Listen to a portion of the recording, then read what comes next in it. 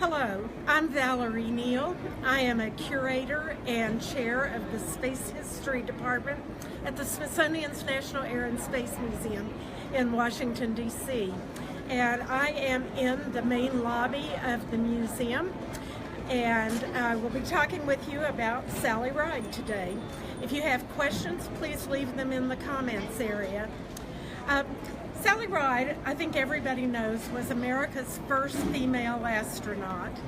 She went to space on the 7th Space Shuttle mission in 1983, and this made big news because the United States had not yet put a woman in space in its first 20-plus years of spaceflight, even though the Soviet Union, what is now Russia, had in fact put a woman in space in 1963, but the U.S. lagged 20 years behind.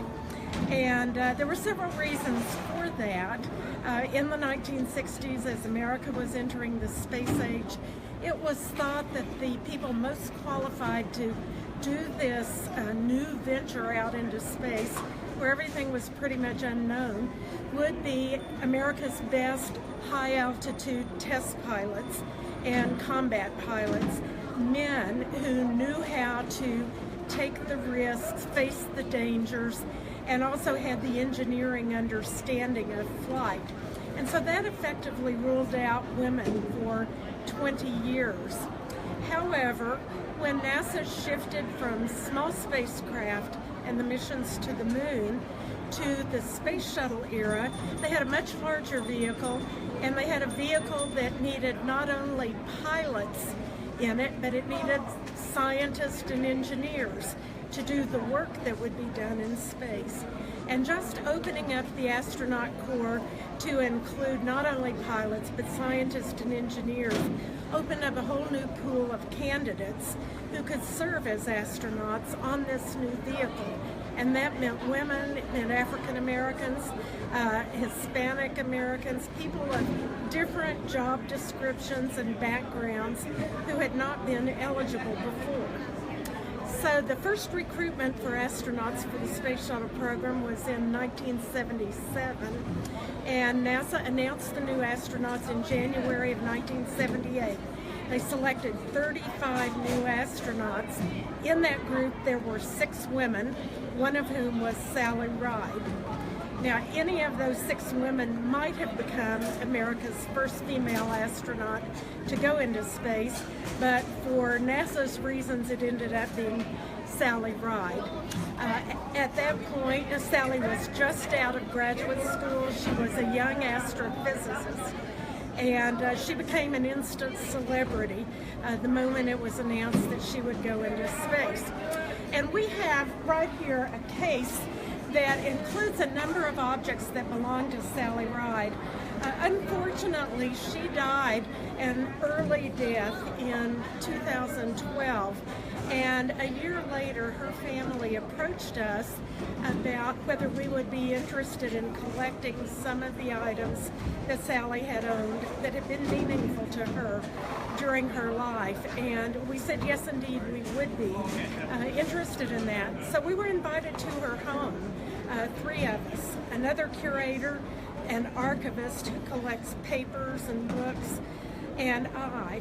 And we spent a week in her home, and we had access to the contents of her studies. She actually had 3 offices in her home. One was an astronaut office, one was for her work as a teacher, and one was for her other needs and purposes. So we had access to the contents of her 3 offices, to her closets, and to a special trunk where she kept her special treasures. And her family had already selected what they wanted to keep in the family, but they were very gracious in letting us select whatever we wanted. And we made an early decision that we wanted to collect items that represented every phase of Sally Ride's life. You know, before you become famous, you're a regular person, and that's true of anybody. And so we wanted to have some objects that showed who Sally Ride was before she was an astronaut and who she was after she was an astronaut. And I'll show you now just a selection of what we have. We actually came back with almost 200 objects, and here in the museum we have about 30 of them on display now. And I'll start with the ones that we would obviously collect. One of her flight jackets as a NASA astronaut. You can see there's a patch that says 35 in 1978, and that represents the class of 1978, the 35 astronauts who were chosen. Her name tag, which says Sally Ride, and we're often asked, why doesn't it say Dr. Sally K. Ride? And each astronaut gets to choose what is put on their name tag.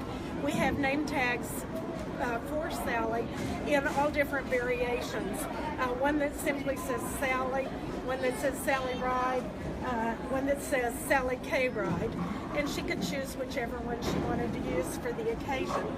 We also have her blue helmet that she used when she was flying in the T-38 training aircraft, which is something that all astronauts have to do. They have to maintain their flight proficiency either as pilot or as navigator. And on the back side of this blue helmet there is her name in script, Sally Ride. We also have her astronaut ID. We have the badge for when she went to Johnson Space Center in Houston for her interview to be an astronaut. We have patches from both of her space missions. The first mission, STS-7 in 1983, and then STS-41G in 1984. She flew twice before the other women flew once. And on her second mission, she was flying with Kathy Sullivan, Dr. Catherine D. Sullivan, who also made history as America's first female spacewalker. STS-7 was the first U.S. mission to have a woman on board. STS-41G was the first U.S. mission to have 2 women on board. And we also have one of her manuals from that first flight. But as I said, everybody is somebody else before that person becomes a celebrity. So who was Sally Ride as a child?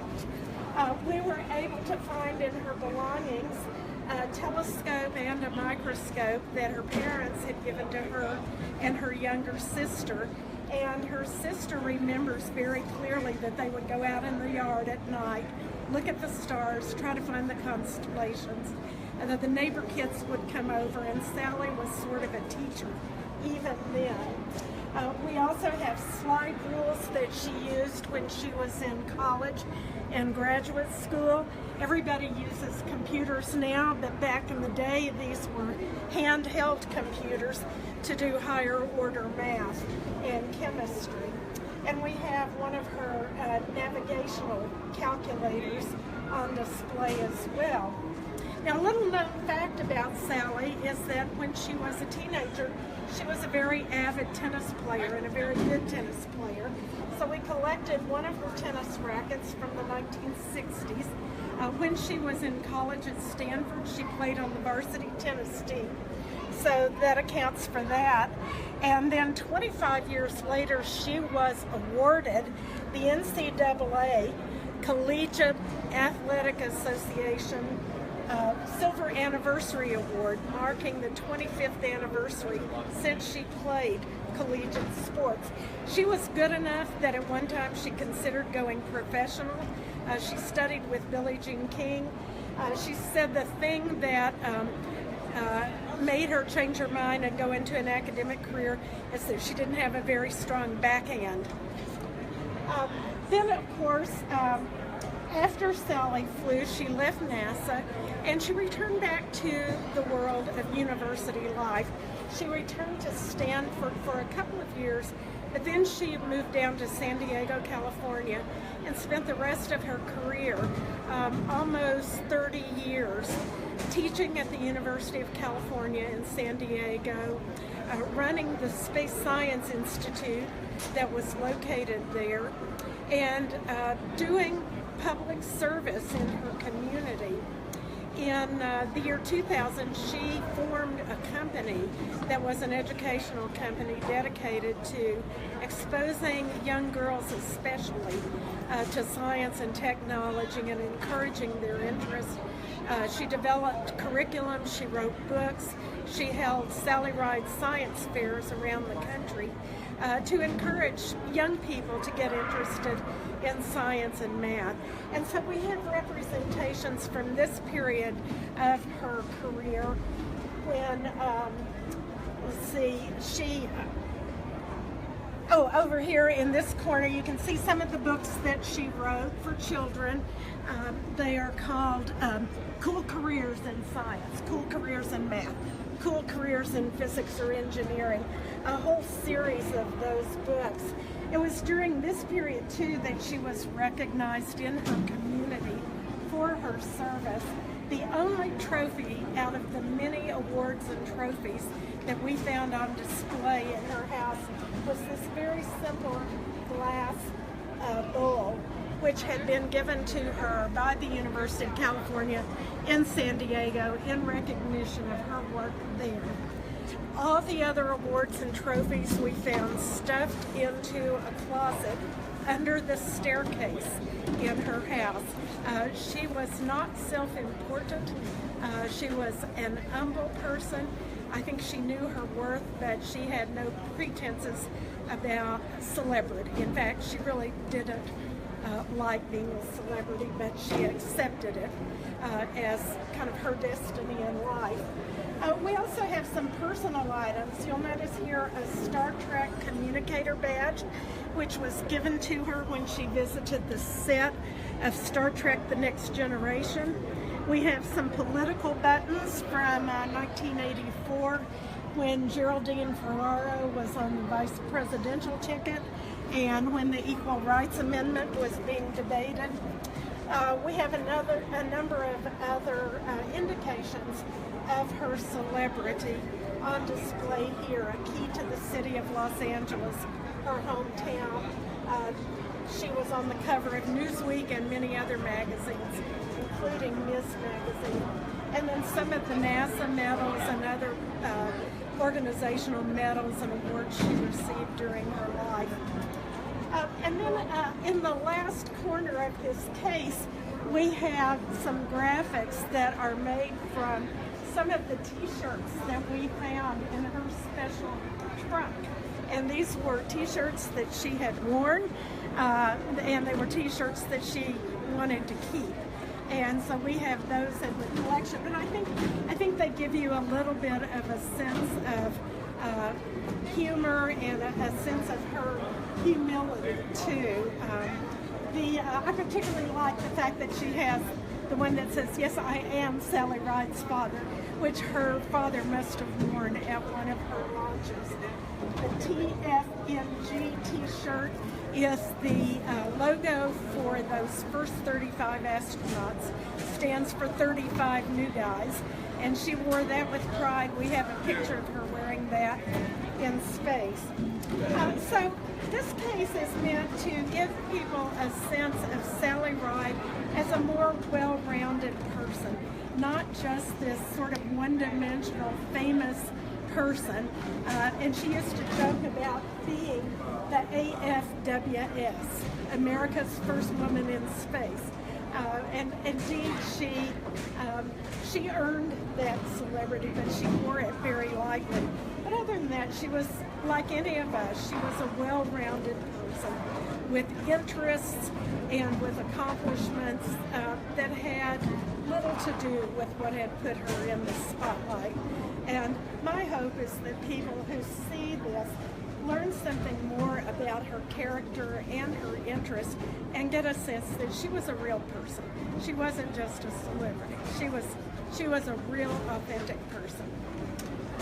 And I'd be happy to take questions if there are some. Okay. Dan asks, is this display only in DC on the mall? Right now, this display is only in Washington, D.C., in our building on the National Mall. This is a temporary exhibit case. These items have been on display since last July, and they will remain on display for several more months, but they might be replaced at some point, for example, by objects related to the 50th anniversary of Apollo 11 in a couple of years. It's meant to be a special exhibit case. Okay. Do we have any live questions? Shauna. So what did Sally sort of credit as the things that supported her in becoming a woman scientist, and how did she try to pass those along to the girls that came after her? All right, the question is, what did Sally credit as the influence for supporting her to become a scientist, and how did she pass that along? Sally attributed her ability to move forward in science to her parents, first of all, who were very open-minded parents and encouraged their daughters to pursue whatever they were interested in. So they were supportive of her interest in science. They were very supportive of her interest in tennis, and they just had this attitude in their household to explore things, see what you're interested in doing, and we'll help make it possible. But apparently her really pivotal moment came when she was in high school, and she had a college-educated teacher who was a chemist who really excited her about chemistry. And she claimed that she was kind of an average student until she was exposed to this woman who really got her excited about science, about the kinds of questions you could ask, the way you could pursue answers, and she gave her a lot of credit. On her own, Sally teamed up with a couple of other educators when she formed her company and worked very carefully to pitch science to an age-appropriate level. And these books on cool careers, just the title gives you a sense. Sally often said something was cool. That was just the way she talked. So cool careers in science, in engineering, physics, environmental science, whatever. I think she was trying to meet young people at a language level that they could relate to. And she was also all about getting out there and exposing herself and other adult women scientists to the young people so that they could interact and ask questions and find out, what's it really like to be a scientist? What do you get to do? What's a typical day like? What do I need to study in order to become what you are? Any other questions? Any others online? No. One more. When you were looking through the objects to select which ones to collect, were there any that really kind of surprised you or you found most fascinating? Okay, were there any surprises or fascinating objects in her collection? Well, I think the biggest surprise, and the one we were most delighted to find, was the Star Trek communicator badge. We knew that she liked science fiction and read science fiction, but we didn't find any science fiction books. And so when we found this, and it's an actual prop because it has a prop number on the back, and it was handed to her by one of the stars of the show, we thought that was very cool.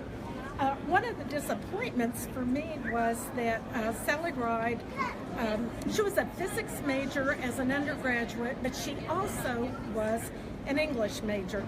And having a double major in physics and English is pretty unusual. So, and she fell in love with Shakespeare, and she took a Shakespeare course. We did find a couple of her Shakespeare papers in the collection, but we did not find her volume of the collected works of William Shakespeare. And I would have loved to have found that, but I think perhaps the family kept it. We were tickled to find this torch that she carried when she was asked to run in the Olympic relay for the Winter Olympics that were held in Salt Lake City. And again, that was kind of tucked away in the closet. We wondered, what is this big thing? And it wasn't assembled, but we thought that was really cool. Not very many people have one of those. And it is inscribed with her name on it, and it is an official artifact of the